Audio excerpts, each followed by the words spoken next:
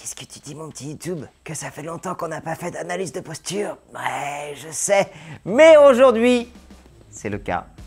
C'est le retour des analyses de posture. Salut tout le monde, c'est Major Mouvement. J'espère que vous allez bien. Ça fait beaucoup trop longtemps qu'on n'en avait pas fait sur la chaîne. On n'a pas eu le temps de se poser avec les équipes pour aller chercher des athlètes, pour aller chercher des profils atypiques. Mais il y a une analyse de posture qu'on a dans les tuyaux, qu'on devait faire, qui a été annulée, mais qui finalement, on a réussi à accorder nos emplois du temps. Bonjour Brianna.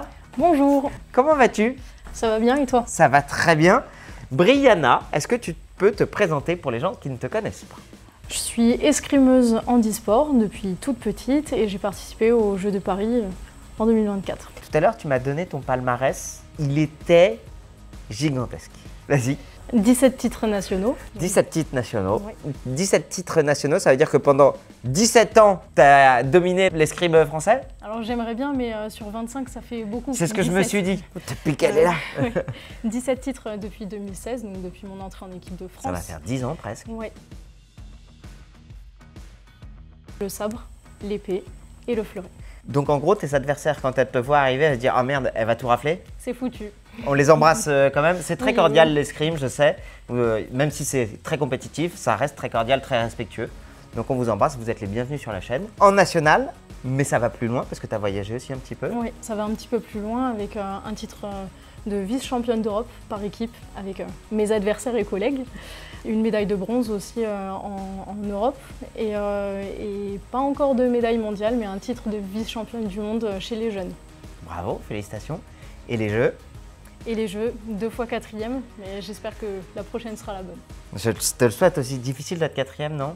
C'est la plus mauvaise place, mais il faut se dire que des 4e, il en faut une et cette fois-là, c'était moi. Et de toute façon, c'est le très haut niveau. Parfois, ça se joue à peu de choses. C'est ça. Handisport?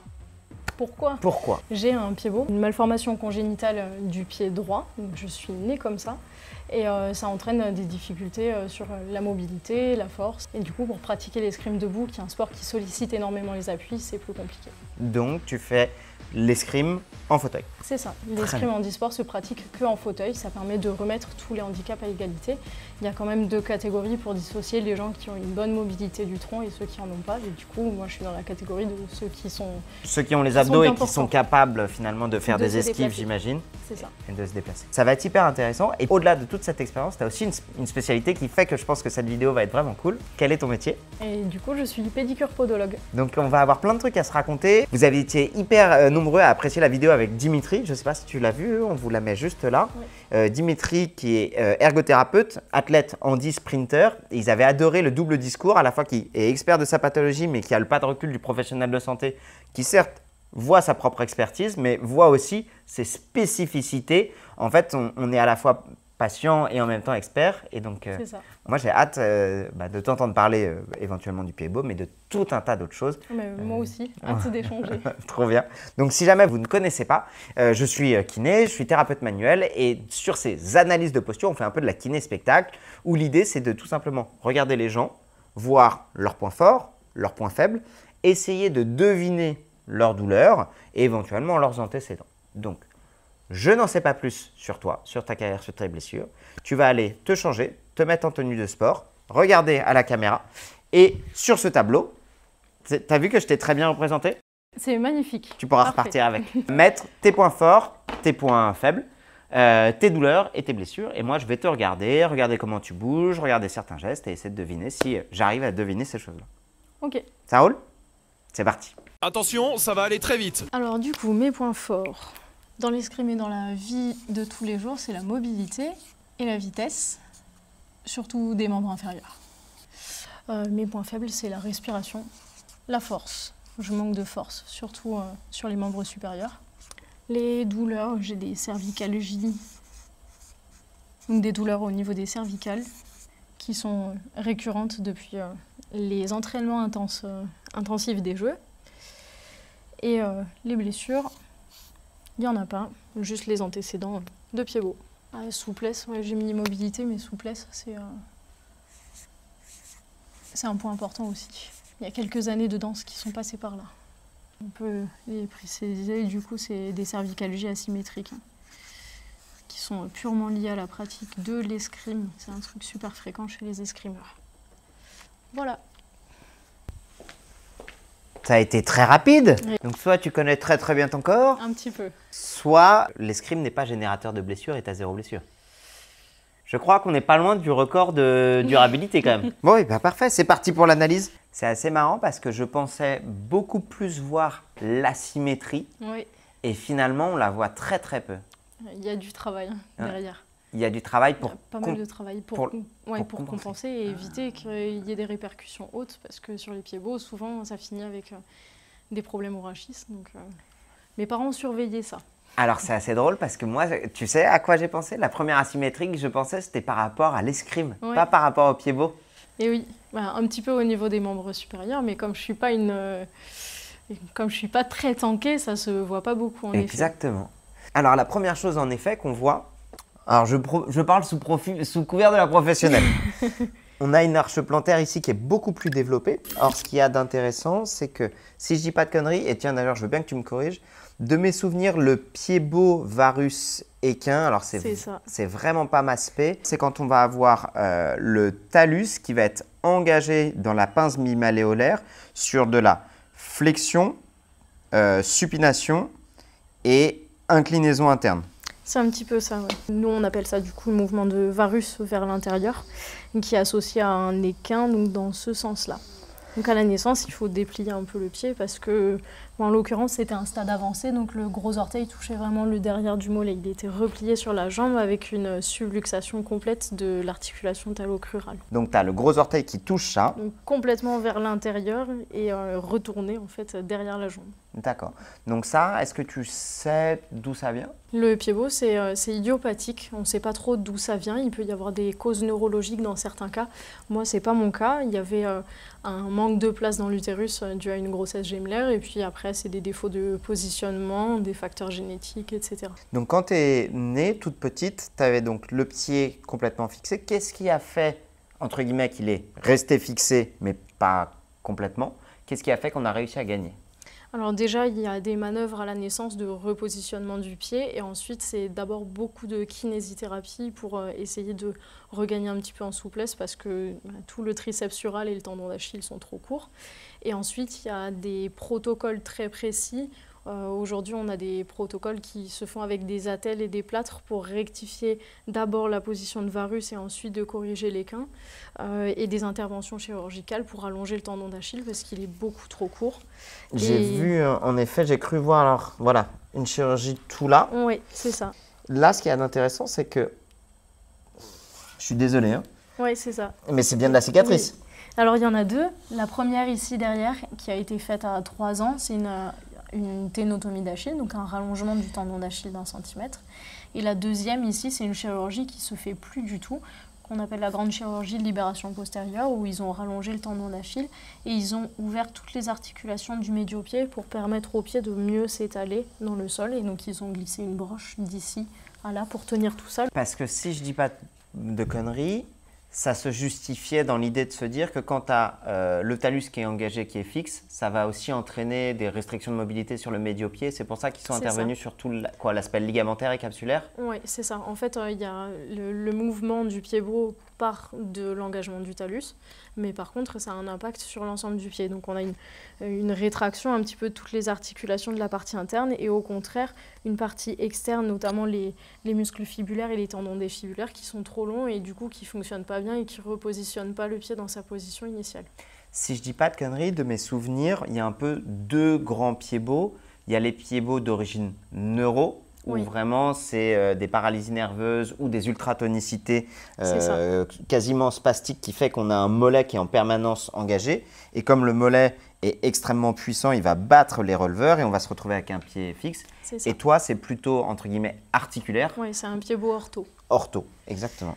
La grosse différence, c'est que le pied beau ortho, donc c'est un pied beau de naissance et du coup, il implique une déformation dans les 3 plans de l'espace et une déformation qui qui entraînent des déficits musculaires, de développement dans l'enfance, mais il y a aussi des déformations articulaires et osseuses. Sur une radio, mon talus, il n'a pas du tout la forme d'un talus normal, il est plutôt triangulaire au lieu d'être ovoïde. Donc ça, c'est la grosse différence. Est-ce qu'on sait pourquoi il est plutôt triangulaire plutôt qu'être ovoïde? Parce qu'il est pincé en fait à la naissance et pendant la formation, il est pincé dans cette position-là et du coup, l'avant du talus est beaucoup plus étroit que l'arrière. Donc ça rentre dans la mortaise tibiofibulaire. Mortaise, c'est la pince mortaise. C'est ça. On appelle ça mortaise. Mais par contre, sur l'avant du talus qui fait la connexion avec le médio-pied, c'est complètement pincé et étroit. C'est génial que tu sois podologue. C'est l'anatomie du pied. Alors du coup, ma question, c'est par contre, quand tu te retournes, pour le coup, si c'est ortho, je comprends bien qu'il y ait peu de mobilité. Mais alors, comment est-ce que tu expliques cette différence de volume musculaire entre les deux? Alors ça, c'est essentiellement lié aux opérations et à l'immobilisation en fait petit, parce qu'en fait, comme il rallonge le tendon d'Achille et qu'il le rallonge de beaucoup par rapport à la physiologie à cet âge-là, en fait, ça atrophie les fibres musculaires. Et donc, il y a moins de fibres, c'est aussi plus difficile de les développer. Donc, on peut faire beaucoup de travail pour les développer, on n'en aura jamais autant que l'autre côté. Et surtout, on perd très vite dès qu'on s'arrête de renforcer. Donc, ce qui veut dire, si je dois schématiser, c'est comme si ici, au départ, tu avais un muscle qui était atrophié. Donc, tu peux l'augmenter, mais il atteindra plus vite ses limites. Ou pour l'augmenter, ça lui demandera beaucoup, beaucoup plus de travail. Oui. Mais ce n'est pas une faiblesse d'afflux nerveux. Non, c'est pas nerveux, c'est ça. Il y a moins de fibres musculaires, elles sont moins efficaces. Et comme il y a des cicatrices aussi dans les tendons, mais ça tire à l'effort physique, donc c'est plus difficile à renforcer. Du coup, ça joue sur ton endurance? Oui. Et sur ta sensation, la force. Et sur la stabilité aussi. Et sur la douleur. Aussi. Bon, vous le comprenez bien, d'habitude dans les analyses de posture, j'essaye beaucoup plus de deviner, mais là c'est tellement précieux d'avoir une experte à côté que j'en profite pour poser toutes mes questions. À quel âge tu t'es mis à l'escrime? J'ai commencé l'escrime à 8 ans. L'escrime debout d'abord, c'était un sport familial, donc j'ai suivi mes grands frères dans la pratique. Et après, j'ai découvert l'escrime en handisport un petit peu plus tard, j'avais 13 ans. Et c'était vraiment cette âge de transition où on commence à grandir. Et du coup, quand on a des problèmes ortho comme ça, la différence avec les autres se creuse vraiment. Donc j'étais dans une phase où je me posais presque la question d'arrêter l'escrime parce que c'était très douloureux. J'étais de moins en moins résistante à l'effort et endurante. Et ça devenait frustrant parce que j'ai toujours été un peu compétitrice et voir les autres exploser et moi rester au même niveau, c'était difficile. Donc quand j'ai découvert l'escrime handisport, je me suis rendu compte qu'en fait c'était la même pratique sauf que j'avais pas mal. Et ça, c'était très, très bien. Les expressions de visage qui chantent. Ah ok, trop bien. Mais c'est drôle, c'est qui d'autre? C'est Dimitri aussi qui nous avait dit ça. Hein. Pour lui, quand il a découvert le sport handi, en fait, ça a été vraiment une redécouverte de sa propre pratique. Oui. Si on remonte un peu, alors là, on peut voir un truc, mais je pense que ça n'a rien à voir. Finalement, c'est un côté bleuté des orteils, à même une froideur qu'on a à gauche, pas à droite. Moi, je penserais sur la chose suivante. C'est que pour le coup, je pense que tu as quasiment toute ta jambe d'appui qui est à gauche. Et du coup, le fait que tu appuies soit immobile, bah, ça fait qu'on a plutôt une stagnation veineuse en bas. Ouais. Un peu quasiment le nom c'est un syndrome de Raynaud, je crois. Oui, il y a des antécédents dans la famille de syndrome de Raynaud. Et j'en suis pas au stade du syndrome, mais les extrémités froides sur tous les mains tout le temps. Voilà. Donc là, est-ce que toi tu le ressens ou c'est habituel pour toi? Je le ressens, mais je n'y fais pas attention. Et puis là, en effet, je m'appuie un petit peu plus à gauche. Les gens ne le voient pas, mais il fait humide dehors. Et du coup, là, en ce moment, j'ai plus de douleur, donc plutôt tendance à m'appuyer à gauche. D'accord. Tu le ressens ça en fonction de la pression atmosphérique? Ah oui. Ouais. Le matin, j'ai pas besoin d'ouvrir les volets pour savoir quel temps il fait. Je le sens aux douleurs dans les tendons et les articulations. Hyper intéressant. Ouais. Donc, selon toi, cette théorie est vraie? Moi, je n'ai pas d'avis sur la question parce qu'on a tellement de gens qui nous disent la même chose que toi et les études qui nous disent le contraire. Les études, j'en ai lu beaucoup aussi et elles sont très mitigées et c'est surprenant parce que tout le monde est un petit peu d'accord. Je ne sais pas les retours que tu as de tes patients, mais au cabinet, les jours où il fait humide, les semaines où il fait humide, les gens, ils arrivent tous comme ça. C'est dur. Moi, je ne sais pas trop ce qui est de l'ordre de l'effet nocebo. Tu vois, par exemple, à l'époque où j'ai bossé en Bretagne, il y a beaucoup plus cette culture et cette imagination. C'est-à-dire que dans les études, ce qu'ils nous disent, c'est que les douleurs ne sont pas barométriques dépendants, sauf chez les gens qui pensent que c'est barométrique dépendant. Et une fois de plus, Ils avaient fait une étude sur une population à Manchester et ils avaient essayé de corréler, genre en gros, ils avaient demandé à 10 000 personnes, je crois que c'était fait sur un gros échantillonnage, quand est-ce qu'ils avaient des douleurs, quand est-ce qu'ils n'avaient pas de douleurs. Et ils avaient tout simplement comparé l'apparition des douleurs en fonction des changements de météo. Et ils voyaient qu'il n'y avait pas de lien de cause à effet. Donc ça, c'est ce que nous disent les études, Oui. sauf chez les gens qui pensaient que c'était en lien. Maintenant, quand on parle de nocebo, c'est vrai que quand il fait moins beau, bah, tu as tendance à avoir moins de morale et un peu plus déprimé. Ouais. Et ce qui peut aussi tout à fait expliquer de la douleur. Maintenant, là où c'est intéressant dans ton histoire, c'est de dire, j'ai pas besoin d'ouvrir les volets. Oui, j'ai pas besoin d'ouvrir les volets et je suis quelqu'un de très cartésien qui fait confiance aux études scientifiques, l'effet placebo et nocebo. Et qui est 100%, bien sûr, et qui est 100% scientifique. Hein. Oui, mais c'est vrai qu'en théorie, je suis pas trop réceptive à ces trucs-là, mais la température, je la ressens pas trop. L'humidité, on le ressent bien. Intéressant. Après, de toute façon, c'est des lois physiques et parfois, on n'est pas encore en état de tout comprendre. C'est ça. Et moi, je me rappelle de mon PV égale NRT et quand on voit le lien entre le volume, la pression, ça peut être en lien.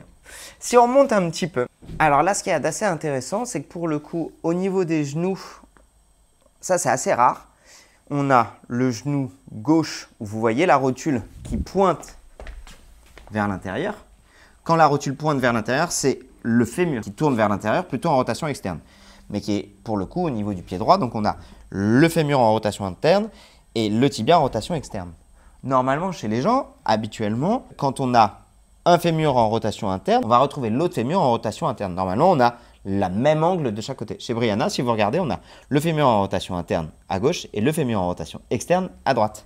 Comme si vraiment il y avait cette volonté de tourner au niveau des fémurs. L'autre truc qui est assez intéressant, c'est que si on a le mollet qui est plus développé à droite, on a pour le coup la masse des quadriceps des adducteurs qui est plus développée à droite qu'à gauche. Donc là, je vais juste par symétrie, je peux ? Oui. Pour que vous puissiez voir par symétrie, on a un volume des adducteurs qui est légèrement moins développé à gauche qu'à droite. On a un vaste externe qui est plus développé à droite qu'à gauche. Donc, un peu comme si tu me corriges si je me trompe, est-ce que c'est dans ta prépa physique ou est-ce que pour le coup, c'est pour compenser? On a une bonne utilisation de toute la jambe à gauche. Par contre, tu surcompenses par tes quadris ischio-fessiers à droite, ce que tu n'as pas au niveau du mollet. Oui, il y a la compensation et puis il y a de l'escrime parce que je pratique quand même l'escrime debout. Et du coup, à l'escrime debout, on est dans cette position-là. Donc, c'est ta jambe forte. Oui, c'est la jambe droite qui prend pour moi parce que je suis droitière. Et même sur l'escrime en fauteuil, je pousse énormément sur la palette du fauteuil, donc l'endroit où je pose les pieds. Je pousse beaucoup avec la jambe droite, donc ça développe un petit peu la masse. Mais non, ce n'est pas la préparation physique. On essaye justement de contrer un petit peu ces asymétries. On a pas mal de bleus, donc là, je fais une petite information, quand même, un peu de message à titre prévention. Tu m'avais prévenu avant que tu avais les bleus. En tant qu'homme et encore plus en tant que kiné, quand j'ai des patientes qui ont des bleus, je pose juste la question, est-ce que vous souhaitez en parler ? Oui, on peut en parler. C'est la pratique de l'escrime qui fait des bleus. Donc ici, c'est plutôt la pratique de l'escrime en fauteuil. Là, c'est un coup pas bien placé parce que normalement à l'escrime on est censé plutôt toucher le haut du corps, mais c'est un sport de combat, donc il arrive qu'on prenne des coups, c'est des petits coups, ça fait pas mal. Des grosses blessures à l'escrime liées à des impacts, c'est quand même de moins en moins fréquent parce qu'aujourd'hui on a des tenues qui respectent des normes de sécurité, des normes de résistance qui permettent d'éviter de se blesser. Merci pour cette explication. Donc, en tout cas, pour nous, n'hésitez pas à poser la question à vos patientes et à vos patients quand on voit des bleus et de dire qu'on est prêt à entendre toutes les explications et que si jamais, à un moment donné, on ne veut pas en parler mais qu'on est prêt à en parler 15 jours plus tard, c'est toujours valable. Donc, ma question est la suivante. Pour toi, qu'est-ce qui blesse le plus? Le sabre, le fleuret, l'épée? L'épée. L'épée, c'est l'arme la plus lourde. Donc les trois armes sont très différentes. Elles n'ont pas les mêmes règles, pas les mêmes zones de touche, parce qu'elles n'ont pas la même histoire. Le sabre, c'était l'arme des cavaliers. On va toucher le haut du corps et avec tout le tranchant de l'arme, donc on va donner des grands coups. C'est très impressionnant, mais c'est quand même très flexible et ça fait pas mal. Et surtout, il suffit d'effleurer l'adversaire pour toucher. Le fleuret, c'est une arme d'estoc, donc on touche avec la pointe que les zones vitales. Donc au fleuret, on peut toucher le tronc antérieur et le tronc postérieur avec la pointe, mais il suffit de mettre 500 grammes en fait, pour allumer, donc 500 grammes, c'est pas très lourd. C'est juste toucher. C'est ça, c'est juste toucher, on n'a pas besoin de mettre des grands coups pour toucher. Par contre, l'épée, il faut mettre 750 grammes. Donc c'est plus lourd, c'est une arme qui est plus lourde à la tenue, donc il faut mettre un peu plus de force. Et en plus de ça, il faut toucher plus fort pour allumer. Donc pour moi, l'épée, c'est l'arme la plus bourrine, on va dire. Ok, très bien. C'est celle qui fait les bleus. Non, ça c'est la mauvaise escrime qui fait les bleus, on va dire. Au niveau du haut du corps, quand je te parlais d'asymétrie, pour le coup, on peut le voir. Est-ce que c'est ok si on décale un peu la brassière? On peut. Là, on peut voir pectoraux, on peut voir le sillon supérieur du grand pec. On imagine ici le grand pectoral qui passe juste sous la poitrine. On peut voir ici les biceps, les avant-bras. Et donc, c'est là où moi, je m'attendais vraiment à avoir une asymétrie plus développée. Dans le sens où j'aurais pensé en fait que tu aurais été beaucoup moins musclé à gauche et beaucoup plus musclé à droite. Où là, on retrouve en effet, je peux. Oui. On retrouve un tout petit peu moins là le sillon du deltoïde antérieur. On retrouve un peu moins de volume au niveau des insertions supérieures du pectoral hein, quand on regarde la différence. Au niveau des biceps, c'est quasiment la même chose. Au niveau des avant-bras aussi. Il y a pour le coup plus symétrique quand même au niveau du haut du corps. Et presque, non, j'allais dire peut-être au niveau du trapèze, je peux. Oui. Oui, c'est bien ce qui me semblait. Quand je appuie directement avec mes doigts, ça s'enfonce mieux à droite qu'à gauche où on a une petite rénitence musculaire. Comment tu t'entraînes? Est-ce que tu t'entraînes aussi au niveau du haut du corps? On s'entraîne surtout au niveau du haut du corps en fauteuil et du coup le bras avant, donc pour moi le bras droit, il tient l'arme donc on va énormément muscler l'avant-bras et les muscles de la main pour tenir bien l'arme. Par contre, ce qui est spécifique au fauteuil, c'est le développement du bras gauche parce que sur le fauteuil d'escrime, on a une barre derrière qui nous permet de pousser pour aller plus vite devant et tirer pour aller plus loin derrière. Donc forcément, ça fait travailler les muscles du bras et surtout le trapèze. Il y a énormément de soucis de trapèze chez les athlètes en escrime handisport. Donc c'est pour ça qu'il y a cette asymétrie au niveau Tout à du trapèze gauche et pas à droite.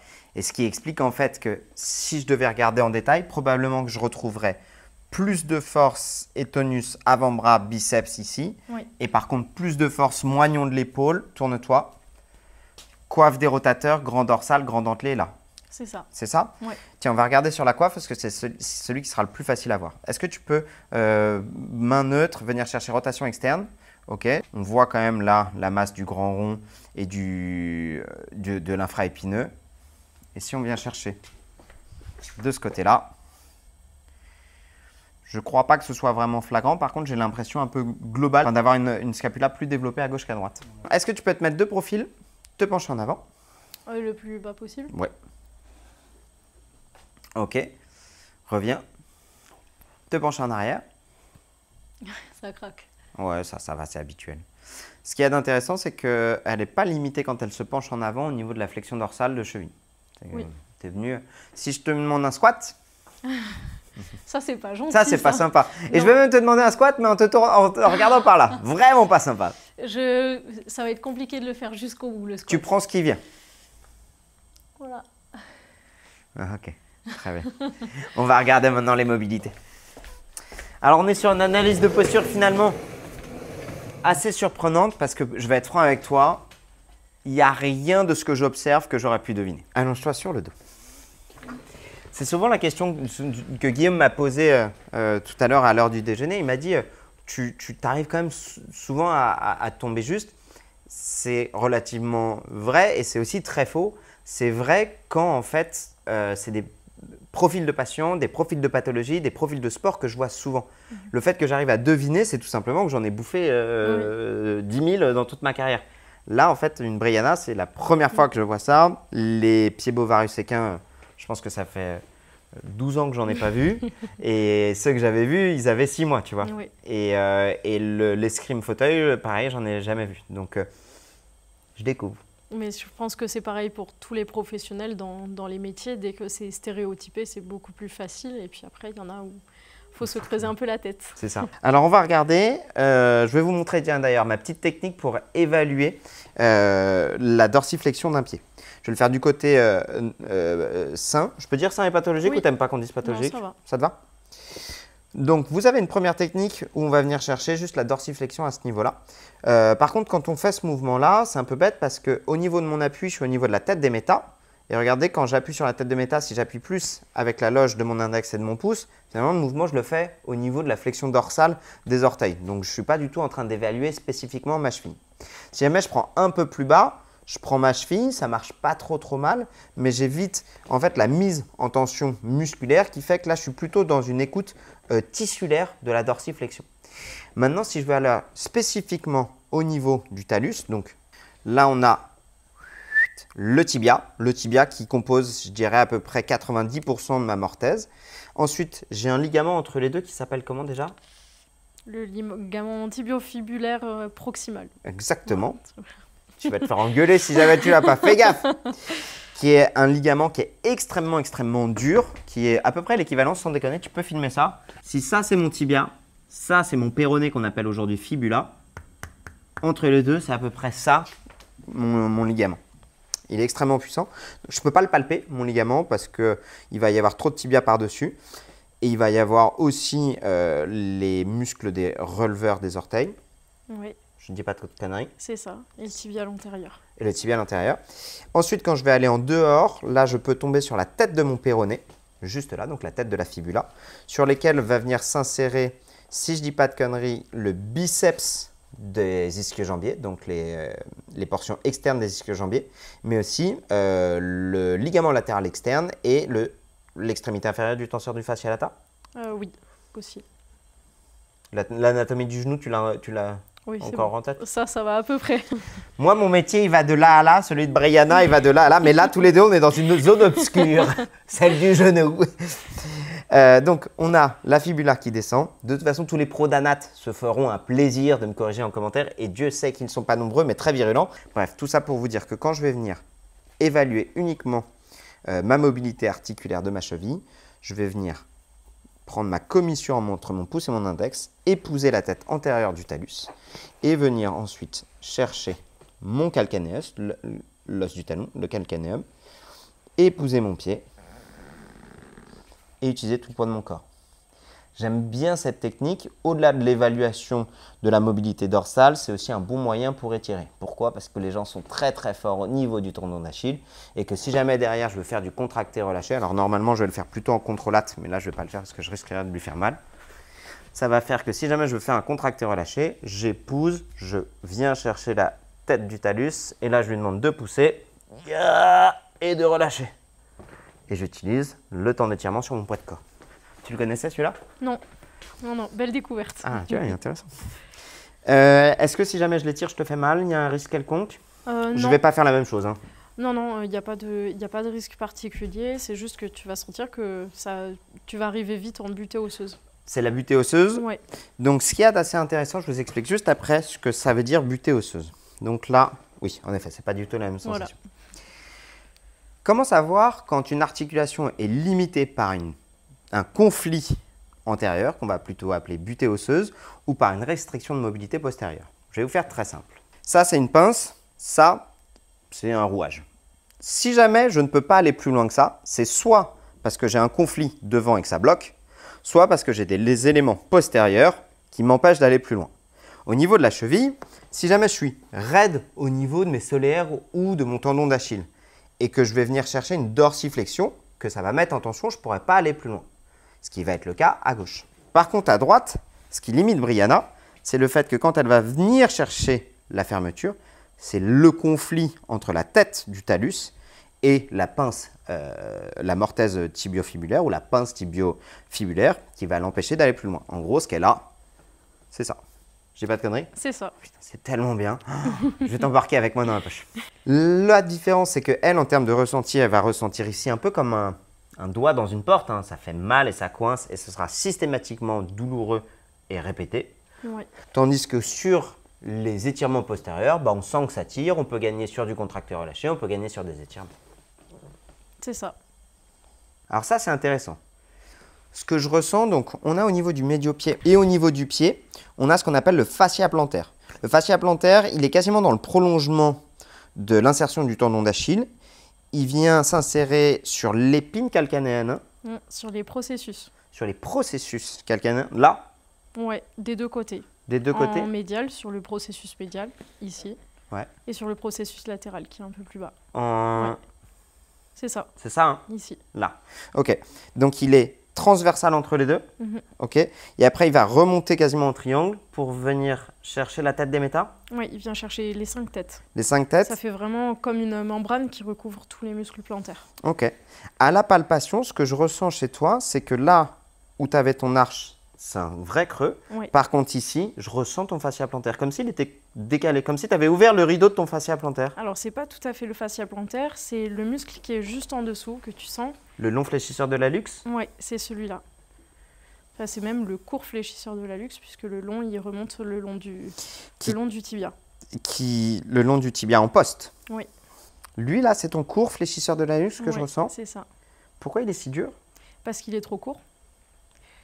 Il est beaucoup trop court et du coup, comme le pied est en varus, en fait, l'orteil, au lieu de propulser correctement en passant par la première tête métatarsienne puis en déroulant avec l'orteil, il passe pas par la première tête métatarsienne. Et donc, ça fait un muscle qui est très court et qui est trop sollicité dans le mauvais sens. Lui, il faudrait te le travailler, te l'étirer. On l'étire, mais c'est très très difficile à étirer et surtout, on perd très vite. En fait, dès qu'on les tire, ça va mieux, on gagne en souplesse. Ça m'aide à mieux propulser à la marche. Mais par contre, dès que j'arrête de les tirer, il se rétracte. Et si on lui fait une injection de toxine botulique? Ça n'a jamais été essayé, pour le coup. C'est très gênant, je ne me rends pas compte. C'est quelque chose qui peut être qui est douloureux en fait, sur les efforts prolongés. Mais par contre, lui en soi, tant qu'on n'y touche pas, ça fait pas mal. D'accord. Mais un des trucs que j'apprécie beaucoup, c'est les massages pour les détendre, parce que du coup, ils travaillent trop. Ils ne travaillent pas dans le bon sens. Ils travaillent en contraction au lieu de travailler en propulsion. Ça, j'imagine pour le coup qu'une aide avec les semelles, ça doit être une game changer pour toi? Oui, c'est assez difficile de bien aider parce qu'en fait, on est limité par le manque d'amplitude. Donc il y a des choses qu'on peut corriger et soutenir et d'autres qu'on ne peut pas. Et ça, de mon expérience personnelle, ça m'a aidé aussi à mieux prendre en charge des patients parce qu'en fait, on se rend compte qu'on peut pas tout soigner, même si on voudrait remettre les choses comme dans les livres. Et sur moi, la première, parce que je sais à quoi correspond la physiologie. En fait, il y a beaucoup de choses qu'il faut accepter de ne pas pouvoir les remettre comme de l'autre côté. C'est pas possible. Toi, la part de semelle corrective, c'est une grosse part de ton métier ou pas? C'est à peu près, selon les périodes, c'est à peu près 40% des consultations. Est-ce que, alors pareil, tu me corriges si je me trompe, est-ce que, tu l'as un peu dit, mais est-ce qu'il faut tout surcompenser ou tout décompenser ou parfois il faut laisser le pied travailler? Non, il faut laisser le pied travailler. Après, on a encore aujourd'hui une vision des semelles qui est très reposante. On dit c'est la semelle qui corrige et en fait non. Aujourd'hui, la plupart des semelles, elles ne sont pas faites pour rendre les patients dépendants des semelles. Le but, c'est aussi de stimuler certains muscles, de placer des petits éléments sous des insertions musculaires pour que le corps il se rappelle qu'il faut faire travailler ce muscle-là. On appelle ça de la posturologie clinique et c'est des choses qui marchent très bien, qui ont fait l'objet d'études, qui ont fonctionné. Et sur les patients, ça marche très bien, ça leur permet de ne pas les rendre dépendants des semelles et surtout de mettre moins de corrections, moins de compensation. Et puis on s'est rendu compte que les gens, ils ne sont pas comme dans des livres, là-dessus on a le même point de vue et donc corriger des gens qui ne sont pas comme dans les livres mais qui n'ont pas de symptomatologie associée, ça n'a aucun intérêt. Quand tu me parles de ça, il y a un concept qu'on appelle un peu de chaîne montante. Ça part d'en bas et ça remonte. Sur ce que tu vois en posturologie clinique, c'est un terme que je ne connaissais pas, merci beaucoup. Tu arrives à remonter jusqu'où en termes de dysfonction? Ça dépend des cas et des fois on a des belles surprises, des choses qu'on n'a pas forcément visées, où ce n'était pas dans les objectifs de soins et en fait on les atteint. On arrive à remonter jusqu'aux épaules à peu près, mais une fois j'ai une patiente qui, pour faire suite à l'appareillage par des semelles, s'est débarrassée de sa tendinite du coude et ça a été associé vraiment aux semelles. Quand elle les a enlevées l'année suivante, elle a récupéré sa tendinite du coude. Donc là, il a fallu discuter un petit peu avec les kinés, les professionnels de santé autour pour comprendre un petit peu pourquoi les semelles avaient eu un impact si haut. Et des fois, au contraire, on n'arrive pas à aller au-dessus de la hanche ou du genou. Mais encore une fois, ça dépend des patients, des cas. Clinique, quoi. Et vous avez des tests, alors le coup de la tendinite, j'imagine que c'est un peu hors des textbooks. C'est hors du commun. Hors du commun, mais vous avez des tests cliniques qui montrent, ok, ça, je dis n'importe quoi, des tests de force, des tests d'endurance, des tests de mobilité, des tests de production de symptômes sur le pied, sur le genou, sur la hanche. On utilise les mêmes tests que les kinés, pour le coup. C'est tous les tests d'amplitude, de force musculaire, les testings articulaires, les testings des ménisques et compagnie, on utilise exactement les mêmes. Le problème en podologie, c'est qu'on est très basé sur les symptômes et sur l'analyse de l'opérateur, donc du professionnel de santé. On a peu de tests objectifs et on n'a pas de test qui nous permet de quantifier si une semelle fonctionne ou pas. La seule chose qu'on a, c'est le retour du patient. La symptomatologie. Donc ça, c'est quelque chose qui est compliqué dans notre profession. Ouais, c'est exactement, nous on va retrouver quasiment sur les mêmes pathologies, typiquement sur des syndromes de genoux, sur des syndromes fémoro-patellaires, sur des syndromes du fascia lata, entre le temps de mettre en place un traitement et la gestion de la quantification du stress mécanique, tous les autres éléments qui peuvent rentrer en ligne de compte, parfois on va voir les résultats de ce qu'on a mis en place qu'au bout de 3 semaines, 6 semaines. Oui. Et donc il peut se passer tellement de choses en 3 semaines, 6 semaines que parfois on ne sait même pas si on a été un élément félicitateur ou un élément neutre ou un élément… C'est ça, dans notre profession c'est encore plus vrai parce que pour le coup, 3 à 6 semaines, c'est des délais qui sont courts. Nous, les traitements des semelles, le plus court que je vois, c'est des suivis à 2 mois. Et en général, on voit des résultats, des bons résultats au bout de 6, 8, 12 mois, donc c'est beaucoup plus long. Donc oui, on espère qu'on a eu un impact positif sur ces personnes-là, mais il faut rester humble, on n'est pas les héros du corps et en général, il y a beaucoup de choses. Il y a le travail fait par les kinés, le travail de renforcement musculaire qui est fait aussi à côté, les habitudes des patients qui changent. Des fois, c'est des problèmes de posture au travail et en général, quand on corrige ces choses-là, ça finit par mieux se passer. Dernière question, je profite que tu sois là, hein, tu vas te faire…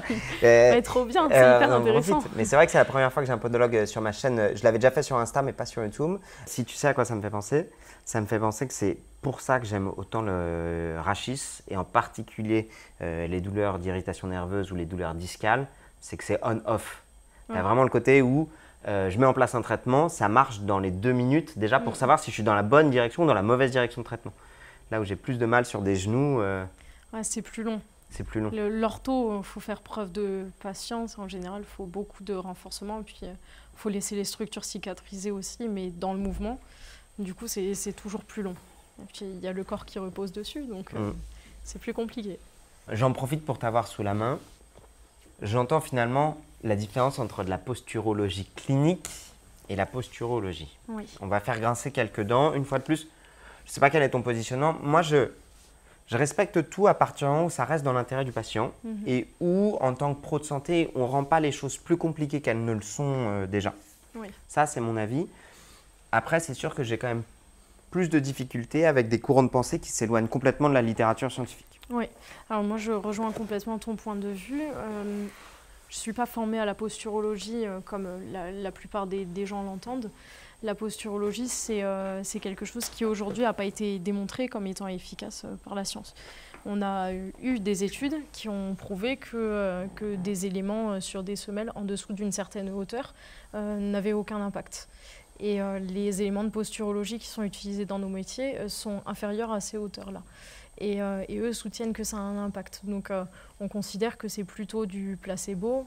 Pareil, je vais faire grincer des dents en disant ça. On considère aujourd'hui, en tout cas les podologues qui sont un peu réticents, on va dire, à ces pratiques-là, considèrent que c'est plus du placebo qu'autre chose. Après, ça convient à certains patients, ça soigne des gens, c'est le plus important. Il faut que les gens y trouvent leur intérêt. C'est bien d'aller vers ce genre de choses en complément, mais quand c'est fait de manière systématique, sur des gens qui ont besoin de prise en charge qui est plus importante, on perd souvent des mois de traitement dont les gens ont besoin et ça, c'est un peu plus dommage. Je profite que tu sois là. 3 questions que j'entends en permanence. Est-ce qu'une différence de longueur de membre inférieur, c'est forcément problématique? C'est pas forcément problématique et d'ailleurs, les symptômes ne sont pas corrélés à la hauteur de l'inégalité de longueur. On peut avoir des gens qui souffrent d'inégalités de longueur de 6-8 mm et d'autres qui ont des inégalités de 1,5 cm qui n'ont aucun problème.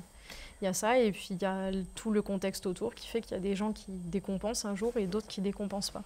Ça m'arrive de soigner des gens qui ont des douleurs à 70 ans pour des douleurs asymétriques aux genoux, aux hanches, au dos, qui sont liées à des inégalités de longueur qui sont présentes depuis la fin de la croissance et qui développent des symptômes à 70 ans. Il y en a d'autres, c'est à 30 ans, et il y en a d'autres, c'est jamais. Ok. Deuxième question. Est-ce que les podologues ne font que du soin de pied? Non, les pédicures podologues, en fait, on a les deux appellations. Tous les podologues sont pédicures et tous les pédicures sont podologues. C'est un seul métier. Comme nous, on est masseur-kinésithérapeute. C'est ça. Donc nous, la pédicurie, c'est toute la partie soins. Donc en effet, on va s'occuper des personnes âgées, des personnes qui ont des problématiques particulières, des sportifs qui se font des grosses ampoules, aux coureurs qui se cassent les ongles et qui se traumatisent les pieds, aux personnes âgées qui n'arrivent plus à atteindre leurs pieds. Donc ça, c'est la partie pédicurie. Et dans la partie podologie, donc c'est tout ce qui est orthétique. Et contrairement à ce qu'on peut penser, il n'y a pas que les semelles. On fait les orthèses plantaires, donc les orthèses qui se mettent dans la chaussure, c'est les semelles orthopédiques, c'est la même chose. Et on fait aussi des appareillages pour les orteils, pour redresser les orteils ou pour limiter les frottements. Par exemple, le luxe valgus, c'est le plus connu, mais parfois, il y a des enfants qui naissent avec des supraductus. Ma fille, elle a ça. Ou des infraductus. Et ce genre de choses, on les corrige avec des orthoplasties, donc des appareillages en silicone qu'on met entre les orteils. Question plus perso, jusqu'à quel âge on peut réussir à corriger ça? Il y a grosso modo la fin de la croissance. Tant qu'il y a du cartilage de croissance, on peut repositionner, enfin on peut corriger. Et à partir du moment où il n'y a plus de cartilage de croissance, on peut repositionner, gagner un petit peu, mais on ne pourra pas corriger au sens premier du terme. Moi, il lui reste encore quelques... Elle est là. Mais elle était, quand elle est née, elle était vraiment comme ça. Je vais te la renvoyer. Il y a ça, et puis les derniers appareillages qu'on fait qui sont les moins connus, c'est les orthonixies, les onychoplasties. Et ça, c'est tous les appareillages des ongles. Et c'est des appareillages médicaux. C'est exactement le même principe que l'orthodontie, mais pour les pieds. Il y a des gens qui ont des problèmes d'ongles qui se décollent ou d'ongles qui sont trop courbés et qui viennent entraîner des conflits au niveau de la peau. Et toutes ces choses-là, on peut les corriger avec ces appareillages-là. Nom de Zeus! On n'aurait pas dit comme ça. Oh la vache! Je crois que j'ai rarement palpé des avant-bras aussi durs. Et ben voilà. Non mais sorti de son contexte, ça peut faire bizarre, mais c'est vrai. Et du coup, dernière question, qu'est-ce que tu penses... Ouais, t'as du mal à avoir l'extension du coude. Hein. Eh oui. Qu'est-ce que tu penses, tu sais, des pubs qu'on va passer sur l'Instagram, des correcteurs d'Hallux valgus? C'est horrible, il faut arrêter ça. C'est de la merde. On est tous d'accord avec ça, on s'écrit avec les confrères beaucoup dessus parce que, en gros, la plupart de ce que vous pouvez acheter en pharmacie, sans conseil d'un professionnel de santé sur les appareillages pour les pieds, mais aussi les pansements pour les pieds, les produits contre les corps et compagnie, c'est inefficace, voire dangereux, donc il faut toujours consulter avant d'utiliser ces choses-là. Pour venir vous voir, il faut forcément une ordonnance? Non, il n'y a pas besoin d'ordonnance, même pour de l'appareillage, parce que la plupart des actes ne sont pas pris en charge, et pour ceux qui sont pris en charge, on est devenu autoprescripteur en 2023, donc il n'y a plus besoin d'aller chez le médecin. Super, Brianna. Écoute, moi, de ce que j'observe, c'est passionnant de t'écouter. Je t'aurais écouté encore plus longtemps et je suis hyper content que tu puisses être la voix d'une partie de ta profession. Donc, merci beaucoup d'être venu. Tu peux te rasseoir. Alors, ça va être l'heure, Brianna. Mon bilan, c'était passionnant. J'ai adoré t'écouter. J'ai absolument, moi, rien noté. J'ai juste écouté ce que tu m'as raconté. Qu'est-ce que j'ai pu observer que tu ne m'aies pas déjà dit? Je crois, à part le syndrome de Raynaud à gauche que j'ai pu voir, tout le reste, c'est toi qui me l'as donné, donc je ne peux pas me l'attribuer. J'avais observé cette différence de musculature, mais tu me l'as expliqué. Donc, au niveau des points forts, des points faibles, je crois qu'en termes de points forts, je dirais que tu connais très bien ton corps.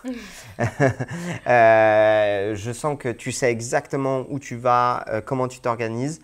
Et je pense qu'en fait, il y a beaucoup de maturité chez toi.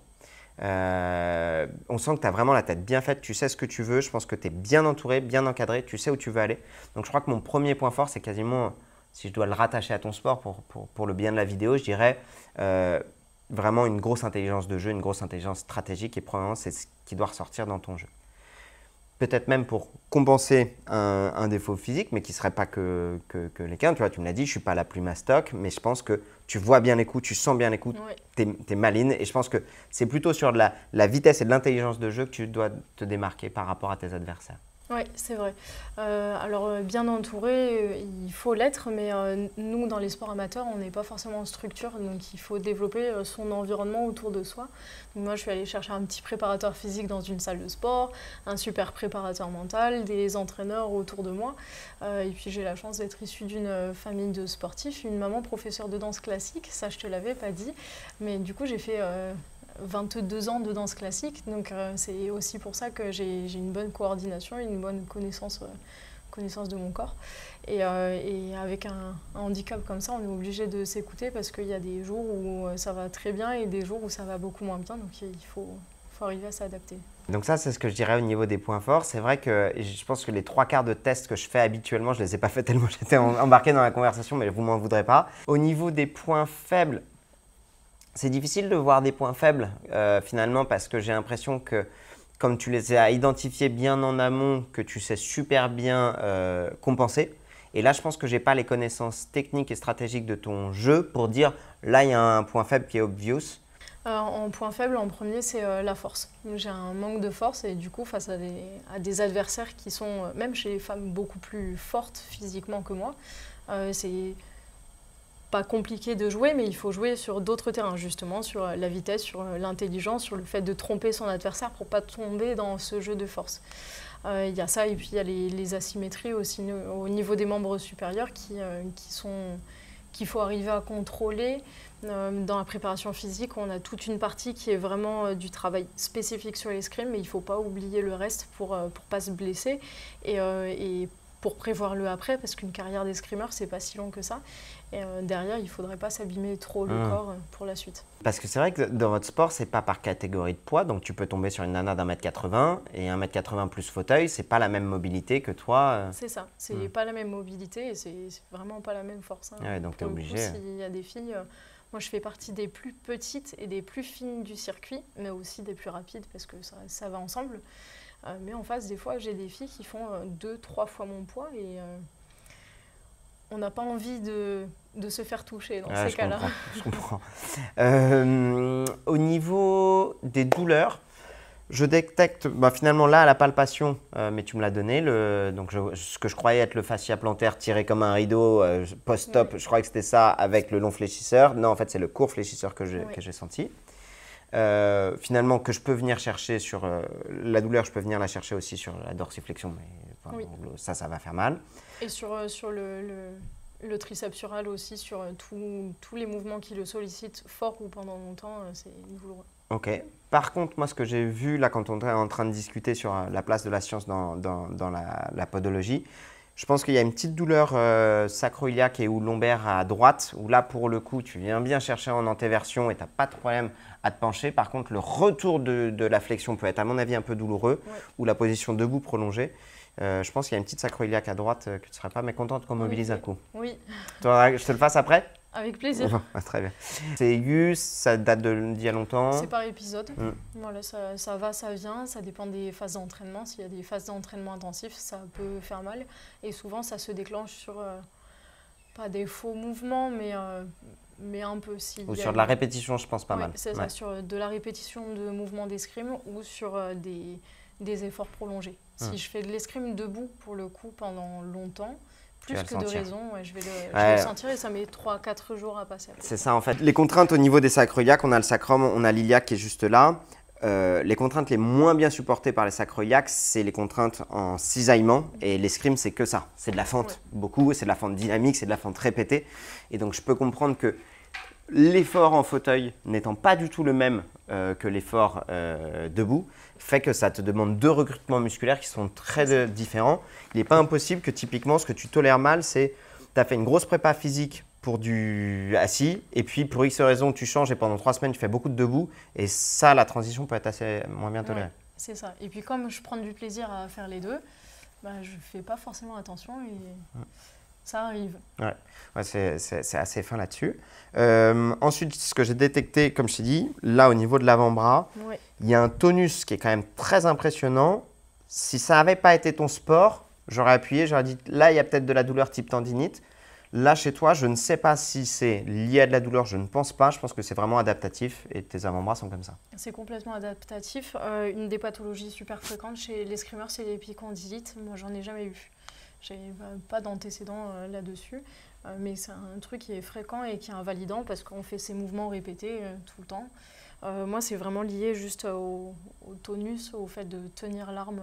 Et puis là, il y a la préparation des Jeux paralympiques qui est passée par là, qui a laissé quelques marques aussi. La seule personne qui était aussi dure des avant-bras, c'était Frank Roperts. Tu vois qui c'est? Oui.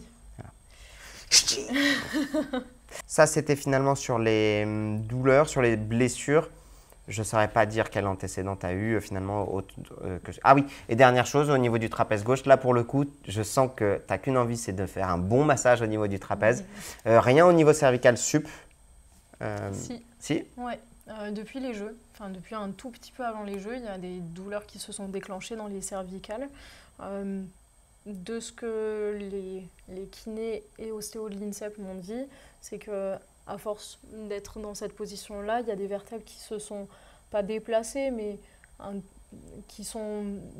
y a une réduction de mobilité d'un côté avec des muscles, notamment le trapèze, qui tire plus d'un côté que de l'autre.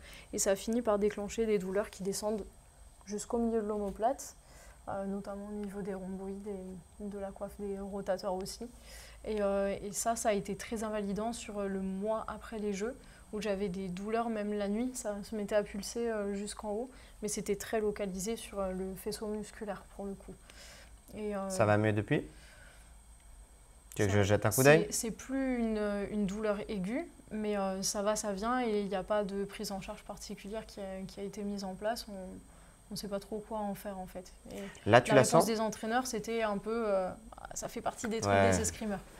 Ouais, en fait, je me suis rendu compte que j'avais éteint le signal douleur un petit peu comme je fais au niveau du pied, mais en fait, si je me concentre, je le sens tout le temps. En fait, je sens comme une corde dans le dos, vraiment de ici à là. C'est très, je pourrais le dessiner si je pouvais toucher derrière le dos, je pourrais le dessiner. Tu paries combien que j'arrive à te la faire partir? Je parie un resto. Un resto, deal, ça marche. Allez, ça marche. Avec ton copain qui est kiné, on va avoir des Ouais, trucs à se raconter. trop bien. Super. N'importe quelle douleur rétroscapulaire, moi je cherche d'abord à éliminer la possibilité d'une irritation radiculaire. Donc on va tester. Est-ce que ça c'est sensible? Non. Ça? Non, ça pince un peu, mais… Mais à droite, hein? Ça, au milieu. Au milieu, Ouais. très bien. Au même endroit. Au même endroit, parfait. Allonge-toi sur le dos.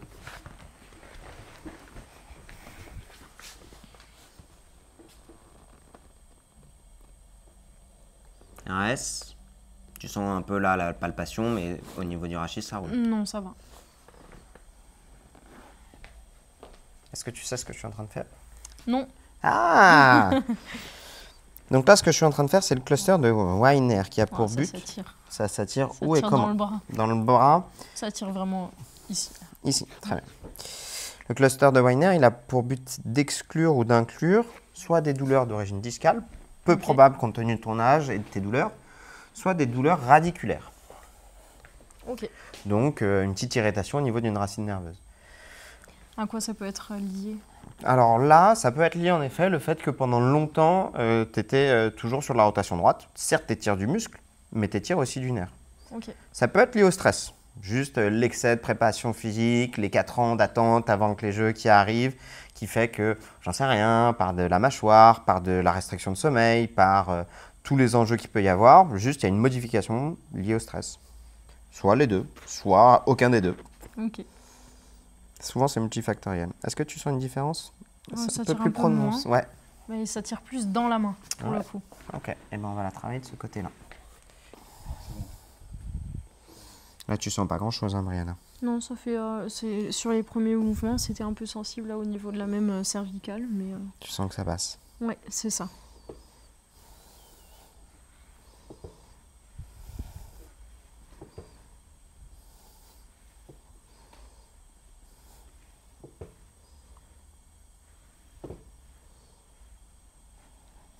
Ok.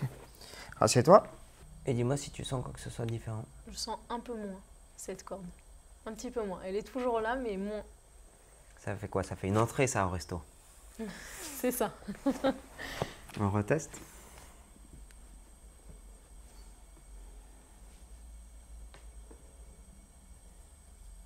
Ça donne quoi? De ce côté-ci toujours, les deux autres non. Ok. Allonge-toi sur le dos. Mon hypothèse me semble plutôt probable dans le sens où je pensais que c'était une irritation nerveuse.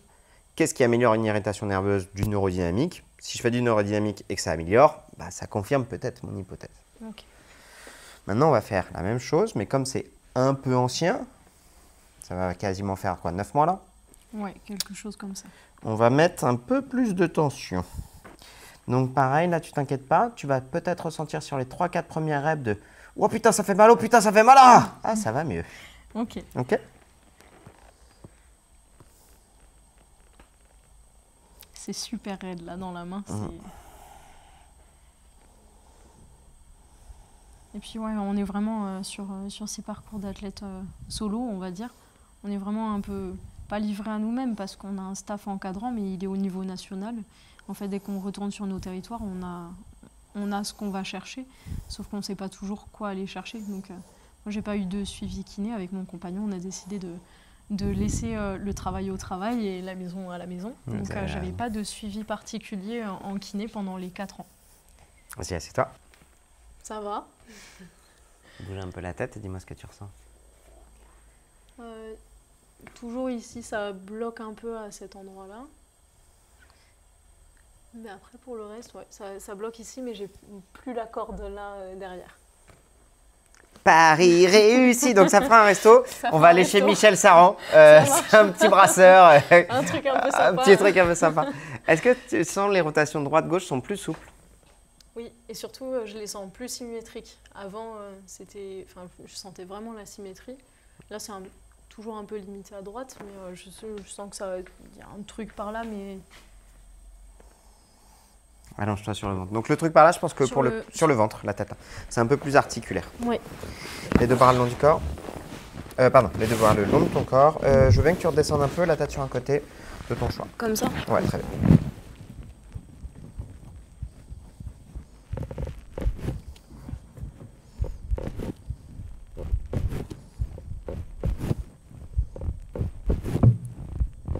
Tu sens quoi que ce soit? Non, ça va.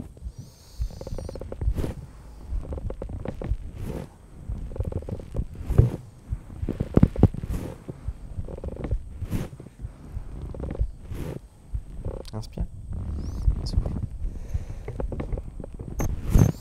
On va regarder cette sacroiliaque. C'est pas en lien, mais tant que j'y suis, allonge-toi sur le côté face à moi. Hop, ton bras là. Nickel. Je peux mettre ton genou juste entre mes deux jambes. Et je vais mettre le bras. Alors, je peux mettre le bras juste sous l'aisselle. Et donc moi, c'était plutôt sur la ligne poste. Hein. Inspire et souffle. C'est sympa celle-là. Oui, c'est toujours surprenant. Vous les faites aussi les sacroiliaques en manip ou pas? En podo? Ouais. En podo, on n'est pas très bien formé sur les manips. En théorie, on a le droit de faire la rééducation de l'avant-pied. Donc on a le droit à toute la rééducation du pied à l'exception de l'articulation talocrurale. Et du coup, comme c'est plus le domaine des kinés, on a pris l'habitude de même pas l'apprendre dans les écoles. Il y a des formations complémentaires, mais il y a très peu de podologues qui pratiquent la thérapie manuelle. Ok. Tu savais que ma formation sans exo et sans bilan, elle était aussi ouverte aux podologues? C'est vrai? Mais trop bien. Aussi pour former au bilan clinique. Alors forcément, ça va plus être intéressant sur douleurs lombaires et potentielles irradiantes. Donc ça va aller de douleurs d'origine discale, spondylo, arthrose, canal lombaire étroit, douleurs sacroiliaques, douleurs du piriforme. Tous les trucs dans lesquels on n'est pas nous formés Voilà. dans les formations initiales. Donc, mais pareil pour nous en kiné, hein, donc sur du bilan clinique, d'inclusion, d'exclusion, prescription d'exo, et c'est pris en charge DPC FIFPL. Okay. Voilà, les liens sont dans la description. C'est une formation qui dure 2 jours, que j'anime avec Emeric, Vincent et JC, que je vais animer à Paris, à Bordeaux, à Nantes, à Lille, à Toulouse et à Lyon. Les dates sont sur le site de l'ITMP. C'est une formation fun et pratique. Voilà, c'est pour vous dire ça. Si vous aussi, vous voulez vous former aux joies du bilan. C'est lui, hein? Ouais, Ouais. et puis celui juste à côté, il est bien aussi. Hein. Nul, hein. Ouais. On va finir sur un petit technique de Jones bien gentil. Qu'est-ce que c'est? C'est des techniques d'inhibition. Donc tu mets ton muscle en position raccourcie, tu attends 90 secondes. Donc là, tu vois, je suis juste en écoute tissulaire, hein, j'appuie pas, c'est pas un trigger. Juste tu viens te mettre dans la position où il n'y a plus du tout de sensation de tension et tu attends pendant 90 secondes. Ok. Et l'intérêt par rapport au trigger? Le trigger est souvent moins bien toléré. Là, tu vois, ce que je ressens, c'est que le point de tension, il est vraiment sur les articulaires. Les triggers sur les articulaires, vraiment, tu fais mal à la personne. Autant si ça avait été vraiment, tu vois, sur le corps du trapèze, j'aurais pu le faire. Là, sur les articulaires, c'est plutôt sur de l'intertransversaire, ça peut vite faire mal. Donc, je préfère les techniques de Jones, qui sont, tu le sens rien, hein, Non. un peu moins efficaces, on va pas se mentir. Là, idéalement, le mieux, ça aurait été un peu de dry needling. Et ça, je sais pas ce que c'est non plus. Le dry needling, c'est les trigger points, mais avec des aiguilles d'acupuncture. Donc ça permet d'être beaucoup plus local. J'en ai entendu parler de ça. Ouais, ça c'est bien ça. Donc tu viens mettre en position courte pendant 90 secondes.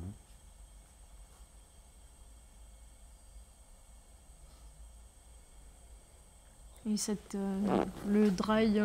Dry needling. Ouais, le dry needling, il faut un cabinet spécial pour Non, pour par contre, il faut une formation complémentaire. Moi, je ne l'ai pas faite encore. C'est sur ma to-do. Okay. Bouge un peu la tête, tourne un peu. Ça va bien. Ça va bien. Encore un tout petit peu peu sur la fin. Là, ici. Mais c'est à peu près tout. Cool. Et par rapport à d'habitude, ça va? Ça va super bien. J'ai hâte. Ça va être un bon resto. Ça va être un bon resto. Je suis dispo du lundi au samedi, le midi soir. Au niveau des points forts, mobilité, membre, vitesse, souplesse. Ouais. La danse. L'adresse. Réactivité. Point faible, respiration, force membre sup. Respiration. Ouais, respiration. J'ai peu de mobilité. Là, si je fais ça, je ne peux pas respirer en même temps. Ça a été des choses qu'on a beaucoup travaillé. J'ai eu une période d'arrêt sportif pendant ma scolarité à l'école de podologie. Des événements scolaires qui ne se sont pas bien passés. Et du coup, peut-être une petite déprime qui est passée par là avec des rétractions, une fermeture un petit peu de la posture. On a mis 1 an à récupérer avec un préparateur physique au Krebs de Toulouse avec qui on a retravaillé sur la mobilité. Mais j'ai pas tout récupéré et puis j'ai ce profil-là aussi. Donc c'est quelque chose sur lequel je continue de travailler la respiration. Intéressant. Douleur cervicalgie et symétrique, finalement tu me les as données. Voilà. Et pas de blessure. C'est ça, pas de blessure. Mais on est d'accord que finalement, quand on a regardé la vidéo, ça va. Bon, et Brianna, merci beaucoup pour ce moment. Je vais te le signer. Ah, trop bien. Ça me fait plaisir. Je l'amènerai au resto. Voilà, exactement. Merci beaucoup Brianna. Merci à toi. Si jamais les gens veulent te retrouver. Sur les réseaux sociaux, Instagram, Brianna Vidé, LinkedIn, Facebook. Et ensuite, on peut suivre les actualités un petit peu de la Fédération française et de la Fédération internationale. Trop bien. Qu'est-ce qu'on te souhaite pour la suite? 3 titres de championne de France dans 1 mois. Bip. Donc au moment où sortira cette vidéo, on le saura. Donc oui. on veut te voir sur ta page Instagram avec tes 3 médailles. Avec grand plaisir. Je t'enverrai une photo exprès pour toi. Ah, merci beaucoup. Bon, merci beaucoup d'avoir regardé cet épisode. C'était vraiment trop cool, franchement. Brianna, merci beaucoup pour ta générosité. Merci à toi. Avec plaisir. Au revoir. Si jamais vous voulez voir d'autres épisodes, regardez celui-ci avec Dimitri. Tu peux mettre tes doigts comme ça va s'afficher. Regardez celui-ci avec Dimitri qui était hyper bien. Ah tiens, sur ce cas clinique de la douleur cervicale qui était en lien. Un cas clinique de douleur cervicale. Ciao.